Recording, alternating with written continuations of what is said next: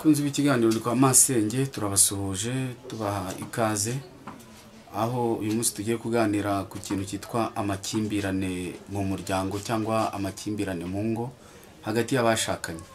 Ni ryari umuntu avuga ko yagize amakimbirane muri we, amakimbirane ashobora kuba muri we, amakimbirane ashobora kuyagirana n'abandi, amakimbirane yagirana n'ibintu byinshi. Aha rero turagira ngo tuze kuvuga kuki abagabo uyu munsi bari kugirana amakimbirane mu ngo zabo, abagore bagagirana amakimbirane. Turareba ku nyito yitwa amakimbirane aho ikomoka, twongere turebe ku bwoko bw'amakimbirane, noneho tuze kureba n'urwego rw'amakimbirane urwego abagezeho.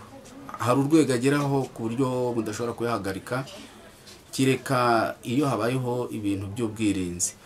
Na rero tugira ngo tuvuge ku makimbirane. Icyo amakimbirane ari cyo, amakimbirane ni ukutumvikana, ni ukutemerana, ni akajagari. Abantu bajya bavuga ngo bagira akajagari muri bo. Ikindi kigaragaza ko abantu bakimbiranye ni ibijyanye no kutumvikana nk'uko twabivuze, no kutashyira ibintu ku murongo. Aha bavuga ko aya makimbirane aba yabaye mu rugo. Noneho tunarebe n'intandaro, ni izihe ntandaro zateza amakimbirane muri ino minsi. Hari imvugo uko abantu bavuga, hari ibyo duha agaciro, hari ibyo dukora, hari n'ibyo twanyuzemo, hakaba n'ibyo tuzi. Ibi ni bimwe turi buze kuvugaho ku bijyanye n'ibintu by'amakimbirane hagati y'abagabo n'abagore, aho ujya kumva ngo umugore yishe umugabo, umugabo yishe umugore. Abana muri ino minsi bari kwica n'ababyeyi. Ariko reka turebere hamwe rero impamvu z'ibi bintu aho bikomoka. Hari igihe abantu bagirana amakimbirane ubwabo, hakaba nizo mpamvu turaza kuzireba, turebe n'abantu bakimbiranye, turebe n'urwego ari amakimbirane abagezeho. Hari ahantu amakimbirane abageze ku buryo udashobora kuyahagarika. Aha naho rero turaza kureba amakimbirane ku muntu. Burya umuntu ashobora kwigiramo amakimbirane. Hari igihe umugabo ashobora kwigiramo amakimbirane ubwe akavuga ko yuko ari umugore umwanga. Hari igihe umugore ashobora kugira amakimbirane muri we akumva ko umugabo kamwanga. Ntabwo ari byo.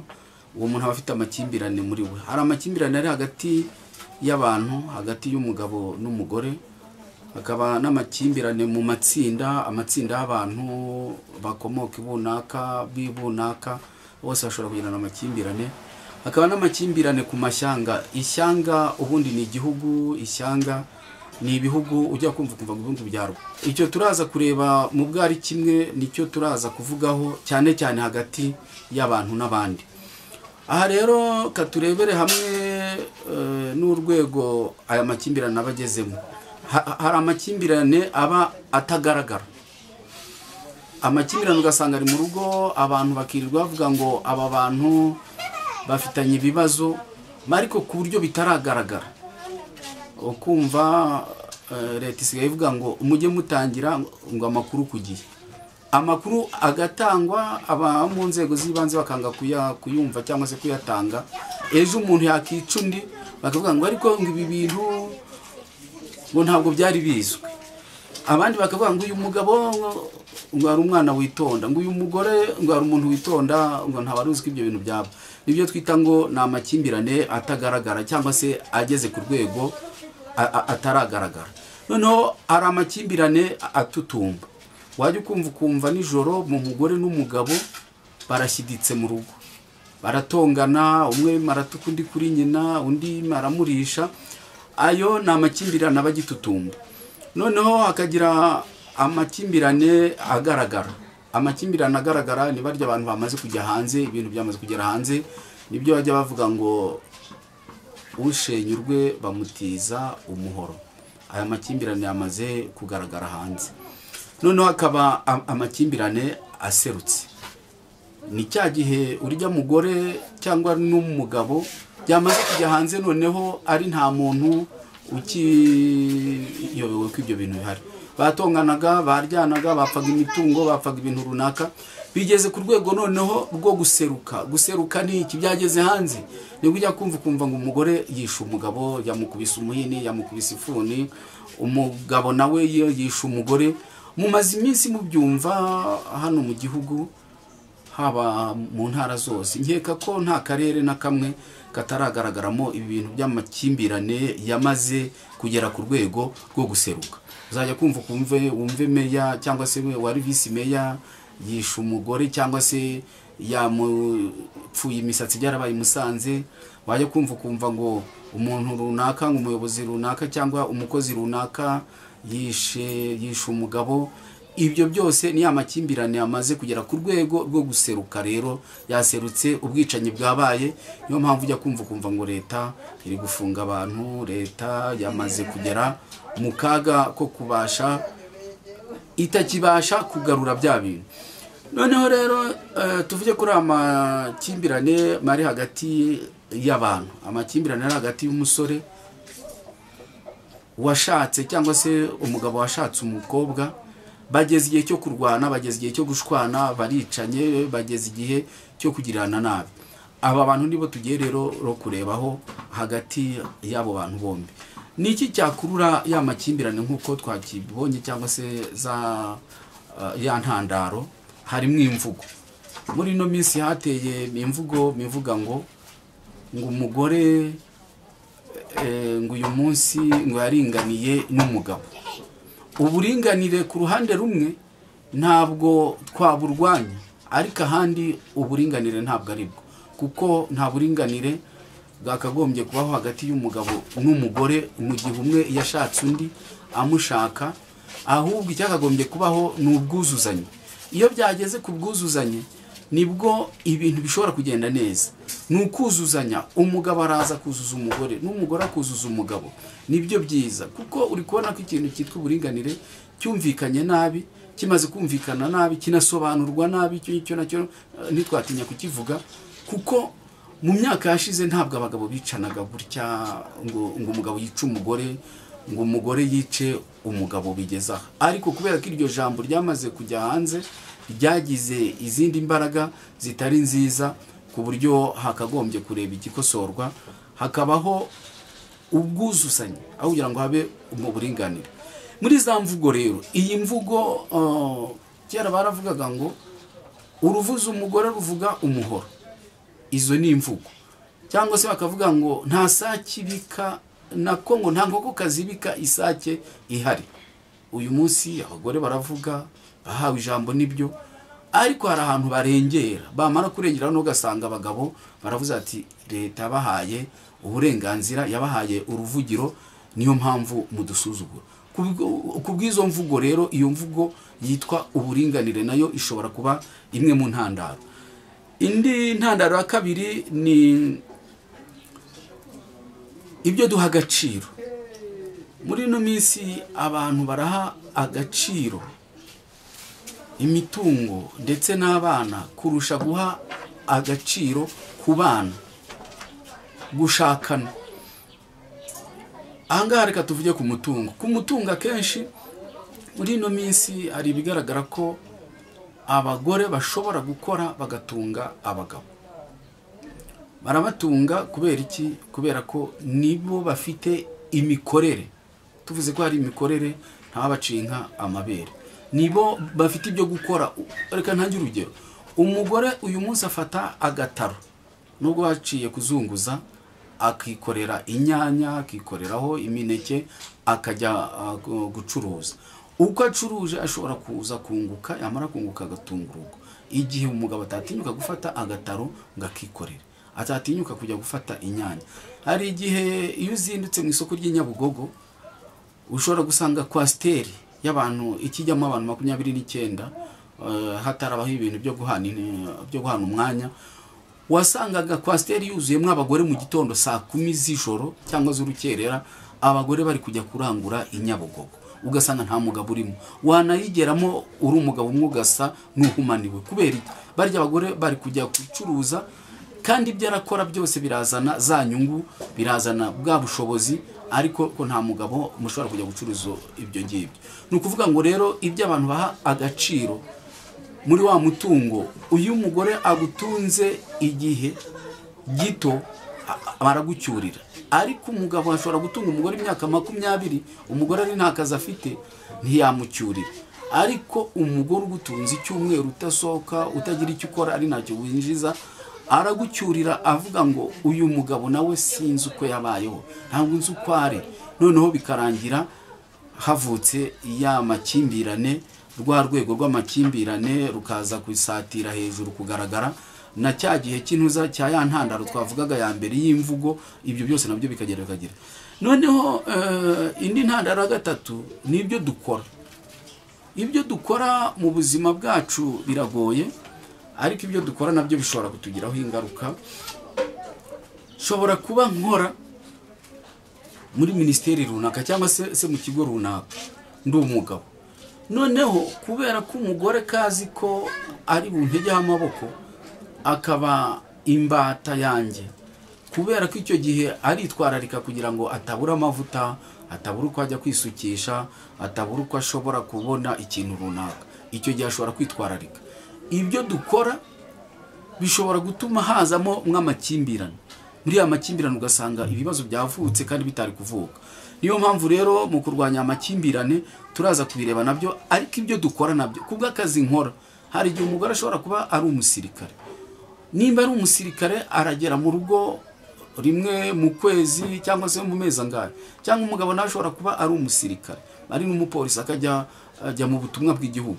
Icyo gihe bya bindi akora bishobora gutuma havuka amakimbirane. Ni intandaro imwe ishobora gutuma habamo ya makimbirane. Nibyo rero ibyo abantu bakora nabyo biragira. Noneho turebe ku byo twanyuzemo. Ku byo twanyuzemo nabyo bishobora gutuma havuka amakimbirane. Uyu munsi iyo ugiye kumva wumva hari ibibazo bihari muri sosiyete, mu muryango rwagati, usanga aho ibyo umuntu yanyuzemo. Tuvuge nk'umusirikare wagiye ku rugamba, yagiye ku rugamba agiye gushyingirwa cyangwa gushaka, azana umugore ushobora kuba yarahunze cyangwa se yaracitse ku icumu. Aba bantu uzajya kubona ubone bagongane kubera ibyo banyuzemo. Umwe yanyuze muri jenoside, yabonye jenoside ikorwa, undi yabaye mu gisirikare, yabaye ku rugamba yararwanye, undi yabaye mu buhungiro. Aba ngaba ibyo banyuzemo, ibyo twanyuzemo nabyo bishobora kuba imwe mu ntandaro. None ibyo byose ugasanga urongoye umukobwa wanyuze mu bibazo, ukajya kumushakiraho urukundo, ari ntarwo yabonye. Ibyo yanyuzemo iwabo, ashobora kuba iwabo yaranyuze mu buzima bugoye, wajya kumushakaho ibyo kugukunda ukabibura. Hari abajya bansetsa bakavuga ngo njyewe ngo umugabo wanjye sinamuhakeya kubera ko ntayo nigeze mbona kwa data, ntayo nigeze mbona kwa mama. Noneho n'umugabo nakavuga ngo uyu mugore ngo utamakeye, uri gushakira imbuto ku giti zidashobora kweraho, uri gushakira amahoro ahatari, urashakira amata ku kimasa, niko bavuga. Noneho hano ibyo twanyuzemo rero, hakaba n'ibyo tuzi. Muri ino minsi ari ibyo tuzi byinshi, abenshi bakunda kuvuga ngo umuntu yigize najyuwa ngo azi byinshi. Sanga umuntu ngewe rero ngo ntuzancokoze, ngo hari ibyo nzi, ngo ntuzancokoze, ntuzamvugeho. Noneho ibyo tuzi, nshobora kuba nzi gutwara imodoka, ariko ugasanga nta mwanya mfite wo kubona ako kazi ko gutwara imodoka. Undi nawe ashobora kuba yarize ikintu cya security cyo gucunga umutekano. Ibyo ngibyo rero hari uzamuzanaho no bigorane. Hari n'uzasanga azi karate, azi kuguruka, agutera umugeri ahagaze hano, uri umugabo rwose ku buryo utaza kuvuga ngo uyu mugore ngo reka ngo mukubite. Ugasanga umugore yize karate akagukubita, akakwanura, cyangwa se akabazi kwica, gukubitira mu cyico. Ahangaha rero ni ibintu dushaka kuvuga kugira ngo tubereke ko kibi bintu by'intandaro, hari intandaro nyinshi muri ibi bintu. Rero nibyo dushaka kuvuga, ariko reka twitse gatoya cyangwa se dukomeze mu kanya. Hari ibikorwa byo kwa Sina Gerard, ni kuri entreprise urwibutso hariya kuri Nyiragarama.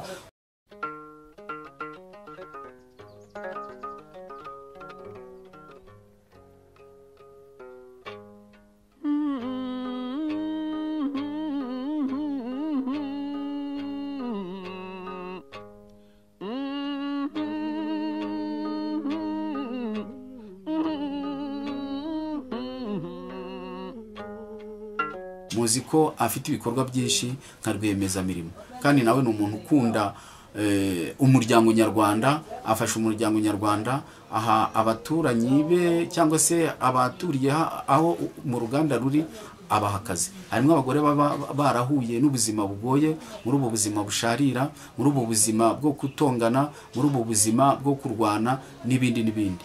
Aha rero iyo ahaye umugore akazi cyangwa se agaha umugabo akazi, barafitanye amakimbirane mu rugo, kuri byo twavuga ku mutungo, iyo yinjije urya mutungo ntabwo bashobora kongera gukimbirana kubera ko umwe yabashije kubona akazi. Aha rero niyo mpamvu ibikorwa entreprise Urwibutso ikora. Sina Gerard ni umugabo ukuze, ni umugabo wubatse, nawe ukunda umuryango cyane, ukunda kuwitaho akanawufasha. Katwongere rero dukomeze tuvuge noneho kuri rwa rwego rw'amakimbirane agezeho. Twamaze kubona ko umuntu ashobora kugira amakimbirane muri we. Rwa rwego amakimbirane atagaragara ni cya gihe umwe aba aryamanye n'undi akajamutera inkokora, yamubwira ati nyegera, akabwira turamenye, rikanagera naho ashobora gushyiramo za mugondo. Muri no minsi abagore basigaye bafunga icyo bita amazi n'umuriro. Gufungira umugabo amazi n'umuriro nuko adashobora kumwegera muri cya gikorwa cyo kugira ngo bisanzure cyangwa se basabana, cya gikorwa twita gusabana kw'abubatse kw'abakuze. Noneho ugasanga umugore yafunze amazi n'umuriro, ufunga amazi n'umuriro bikavamo ya makimbirane ahishe atagaragara. Noneho ukabona abantu baragenda, wanabasura ugasanga abantu ni bamwe mu materaniro cyangwa se ku cyumweru muri misa, ugasanga umugore n'umugabo baragendana, bararirimba tuzataha Yerusalemu, bakaririmba ngo agakiza, ngo twagaherewe ku buntu. Ibyo ngibyo biri wabo mu rugo by'amakimbirane ataragaragara, ariko hanze bikagaragara ko kari beza. Banagenda mu nzira rwose ukabona umugabo ni imfura y'u Rwanda, umugore ni umugore w'u Rwanda, nta kibazo. Hano rero haba harimo ya makimbirane ataragaragara ngo abantu bose babone, n'abana ye baba batarayabona. Ariko hari amakimbirane atutumba. Aya makimbirane atutumba noneho yamaze kugaragara, ni ikintu gitutumba. Bavuga ngo hari ibintu biri gututumba, ngo ibunaka ngo biri gututumba. Abana batangiye kubibona mu rugo, batangiye kubona nyina yavuye mu cyumba yaryamagamo, yagiye mu cyumba cy'abashyitsi cyangwa se yagiye mu cyumba cy'abana. Arya makimbirane atangiye gututumba, abana batangiye kuyabona. Ashobora no kutangira kugaragara hanze. Niho uzajya kumva abantu bari gusakuza nijoro, bari gutongana, noneho ugashaka ikintu gihari, ukavuga ati ariko kwa runaka hari utubazo duhari. Niyo mpamvu rero tuvuga ngo amakimbirane yamaze kugera ku rwego atutumba, biri gututumba, biragaragara. Ni nayo mpamvu ujya kumva ngo iyo umugabo yishe umugore, ngo ariko ngo ibintu twarabibonaga, twaranabivugaga, ariko bakanga kubyakira. Twarabivugaga, ndetse n'umugore ashobora kuba yaragiye kubivuga ku nzego z'ibanze, ariko inzego z'ibanze zikabimiramiza. Ni ukuvuga ngo iya makimbirane aratutumba. Ku gihe rero cyo kugaragara, amakimbirane amaze kugaragara, nibwo abantu bari kuregana, nibwo abantu bari kujya mu nkiko bakaregana imitungo. Uyu munsi hari ikintu cyaje ngira ngo nkomozeho ko amakimbirane mari kugaragara, aho umugabo ashobora gutwara imitungo akayitwara umugore barayiruhanye, yamara kuyitwara akayandikisha kuri bene wabo cyangwa se ku bandi, bikarangira ya mitungo igize ingaruka mbi mu rugo. Umugore nibwo ashobora gutangira kujya mu idini, akajya kubibwira pasitoro nawe nta kintu ari bubikoreho. Nibwo arajya kubwira padiri, ntacyo padiri abikoreho, ntacyo shehe ari bubikoreho. Noneho ariko byamaze kugaragara ko hari ikibazo cy'umutungo, noneho ubwo bamaze kwishyira hanze, yamaze kugaragara, ariko biracyakorerwa muri segiteri imwe cyangwa se mu nzego zimwe. Niho rero bavuga ngo amakimbirane yatangiye kugira gute kugaragara. Niho noneho ujya kumva divorce zabaye, ukabona umuntu ari umukristo cyangwa se undi wundi utarigeze yitegura kuzatandukana, noneho byageze ku rwego rwo gutandukana. Niyo byageze mu rukiko imbere y'umucamanza bari kuregana, na makimbirane amaze kugera ku rwego rwo kugaragara. Niho uzajya kumva ngo nyirarunaka yatandukanye n'undi, nyise runaka cyangwa runaka yatandukanye n'undi. Ni nacyo kintu ngira ngo mvugeho kuri iki kintu. twumvikane kuri iki kintu bantu mudukurikiye bakunze ikiganiro cyo kwa masenge, aho uyu munsi hari abantu bagira ipfunwe n'isoni zo kumva ko batandukanye, noneho agahitamo agahunga igihugu akigira i Burayi cyangwa muri Amerika, cyangwa se akajya mu bihugu byo hanze hano hanze y'u Rwanda. Niba uzajya kumva bari muri za Malawi, bari muri za Zimbabwe, ari abagabo cyangwa abagore bahunze ryapfunwe mu muryango ko batandukanye. Noneho iyo abahunze atari ukuyanga igihugu, ahubwo abayanga kugira isoni n'ipfunwe n'ikimwaro by'uko yatandukanye ku bantu bamufashije, kandi yarazi ngo ari mu bantu bubatse urugo neza, kubera ko yabanje kubihishira bigeraho biratutumba, abantu ntibabyitaho, ariko no bigeze igihe cyo guseruka, nako bigeze igihe cyo kugaragara, byageze mu nkiko rero babatandukanyije, umwe yatwaye ibye n'undi yatwaye ibye 50-50. Niho rero muzaya gusanga aya makimbirane yageze kuri rwego rwo ko agaragara. Noneho tugera ku makimbirane aserutse, kugira ngo maje kuyasobanuraho neza. Amakimbirane bavuga ko yaserutse ryari, yaserutse yagiye habona, tubyite karwamara habona kuri bose babireba. Umugabo yahagurutse byamaze kumurenga, yafashe umuhini cyangwa isuka cyangwa ikindi kintu, yishe umugore. Harimo n'abahitamo kwiyahura, yanze kwica nyira runaka akiyahura, yanze kubikora ku wundi we akiyahura. Noneho iyo byaserutse niho umugore afata icyemezo agakubita umugabo umuhini, cyangwa se akamutera icyuma. Yamutera icyuma ngo ariko se na nyira runaka nawe yabitinyuka. Hari n'ababifashwamo n'imiryango yabo, basaza babo, bene nyina, abo bose bakamufasha. Noneho ugasanga ya makimbirane yaserutse, n'igihugu noneho cyatangiye je kugusha ishyano. Abantu bakibaza nk'ibi bintu bituruka kuki hagati y'umugabo n'umugore, ku cyumwe yicundi.